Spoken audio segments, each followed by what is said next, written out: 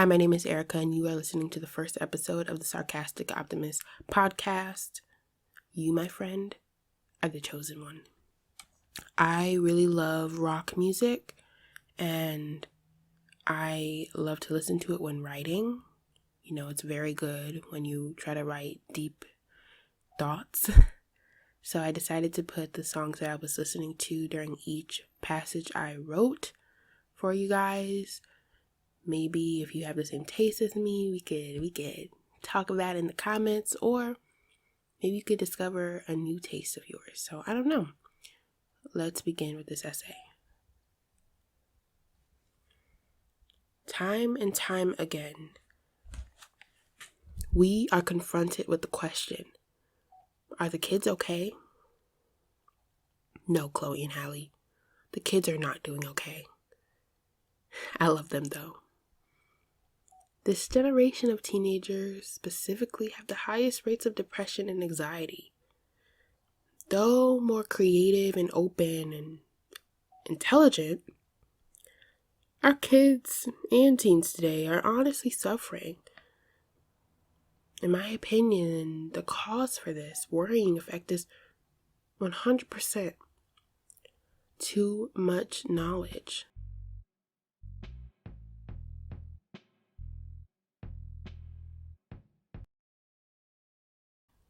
Our grandparents weren't afraid. You know why? They didn't have hours upon hours of true crime documentaries at their disposal. I mean, they probably didn't know what a serial killer was. They just knew some people out there were a little touched, as my grandma would say.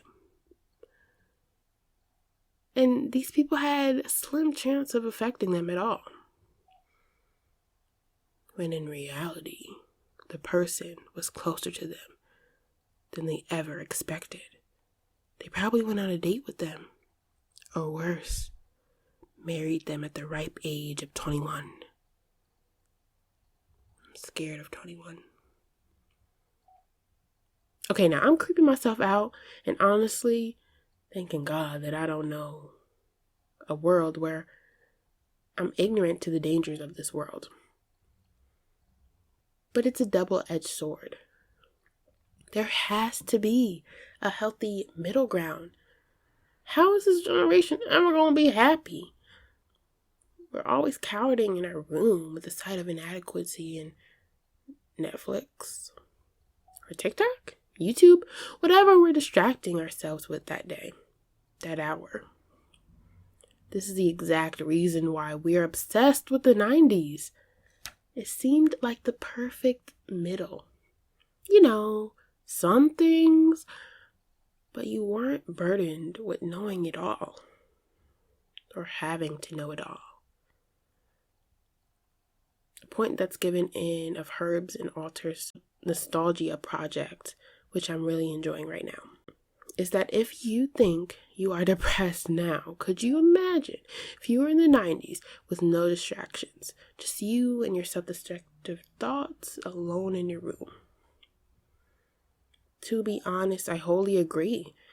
A lot of us Gen Zers wouldn't last an hour in the 90s. I always wanted to go to the 90s. I love the 90s music, the vibe. I don't know if I would survive, but I'm an old soul in general, so I just always feel like I was born in the wrong era. But it doesn't erase the fact that it's hard out here for a Gen Z baby.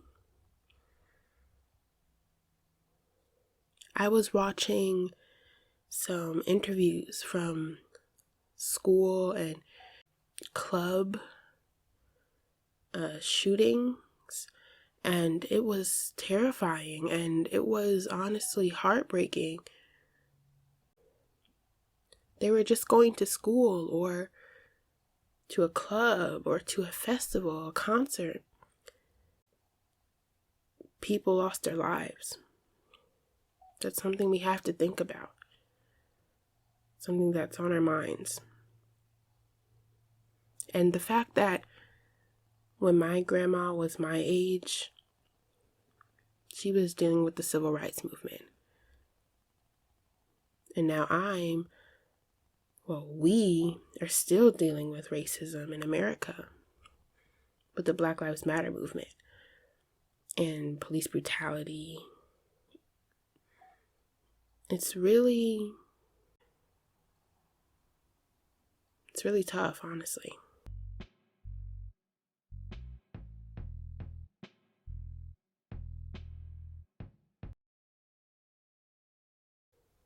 Okay, listen, hear me out. I just listed all these reasons why we are struggling. It is hard out here. But I'm going to clock y'all for a minute. These trigger warnings, I don't like them. Okay?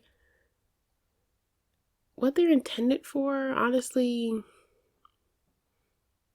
kind of stupid.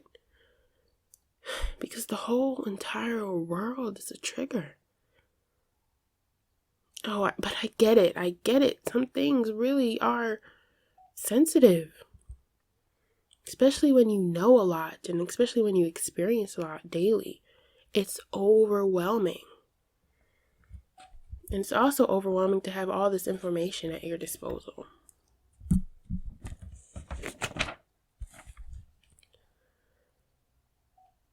Sometimes we do have to grow some thick skin. We gotta know that people will not agree with us. That people will not like us. And that particular fact is something that personally it's hard for me. My fear drug of choice is the fear of rejection. But that's another topic for another video. And also you may fail.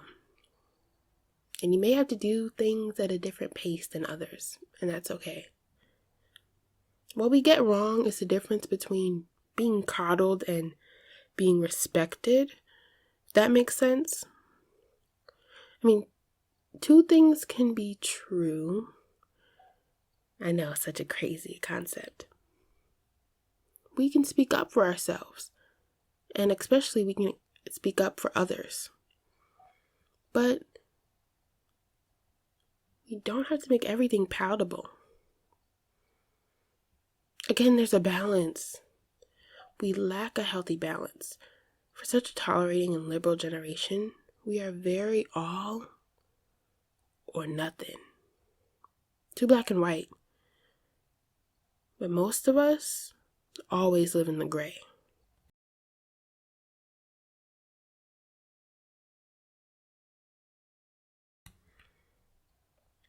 No, not anatomy. Try more like Alien. Is it just me, or is it like everyone is weird now? Like it's almost a trend. I mean, we just can't take away from the weirdo nerds who were bullied all through school. We will always remain supreme, forever and always. It really made us who we are today. But personally, I think social media has leveled the playing field a bit. The social niches have been looser in recent years. We all have, our lives displayed on social media. We are all being judged.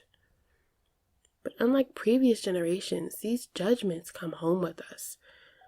They are in our bed with us every night, so intimately nestled in our hands every day. It's kind of like this whole generation is a little socially awkward.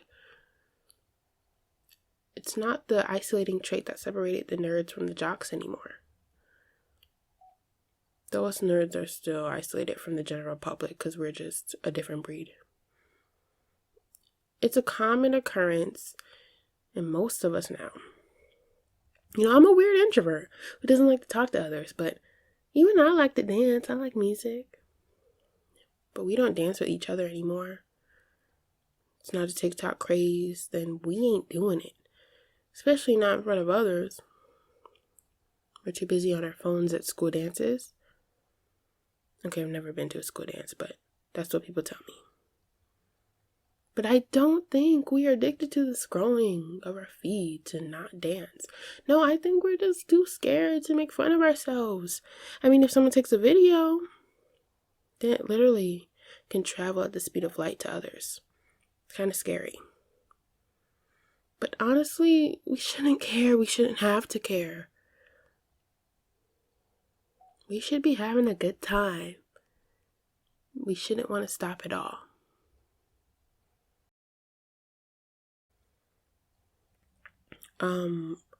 Playlist break.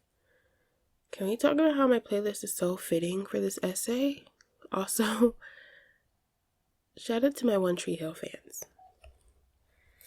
And a little PSA to white people. This was your peak in music. Y'all definitely made some points when you weren't trying to explicitly be something you're not.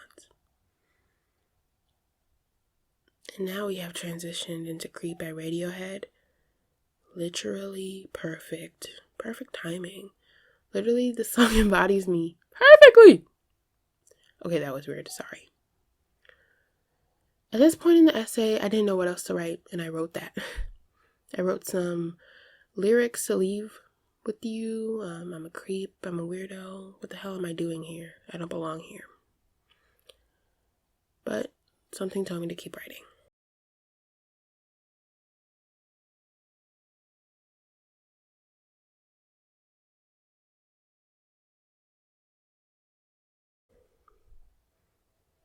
Is it weird that I hope we regress?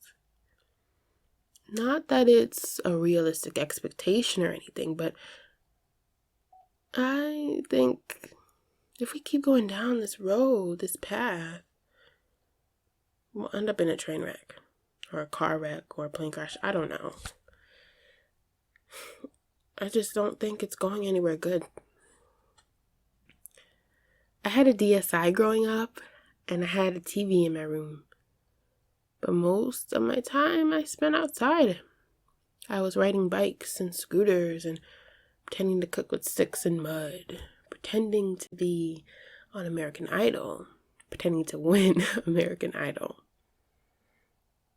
Just call me Ruben Stutter. Did he win? All I know is Jennifer Hudson should have won. Okay? Wait, did she win? Did Fantasia win? I don't know. It was a long time ago. But I want the kids of today to enjoy themselves and enjoy their age. Don't age yourself. Don't grow up too fast because adulting is hard.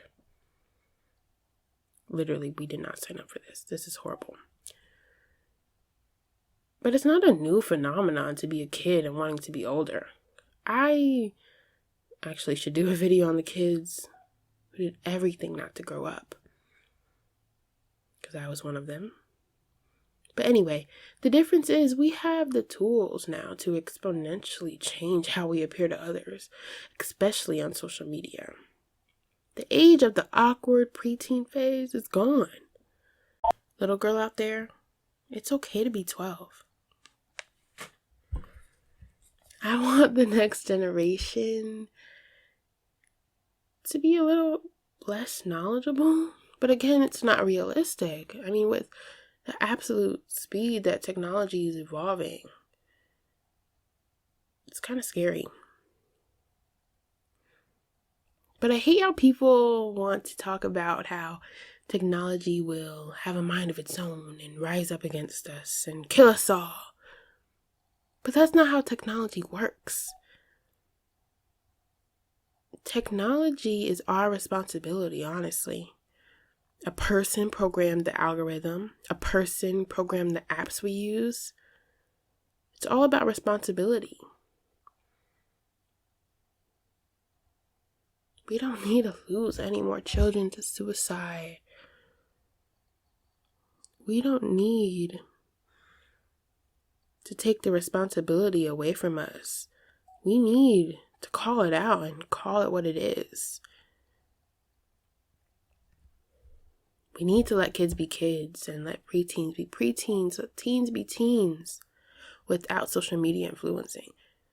But like I said, that's not realistic. Now anyways. but it's my dream, kind of. I don't know. There are pros and cons of social media. I'm not saying that all social media is bad, but that's another topic for another video, I guess. Generation Z is the lost generation. We are too scared to find ourselves in a way, because that means we'll make mistakes. That means we don't have it all figured out, and that's frightening. I mean, you don't have to turn all your hobbies into money-making businesses. You don't have to be a millionaire by 12 or 13 or 30. You don't have to be attractive. You don't have to fit in.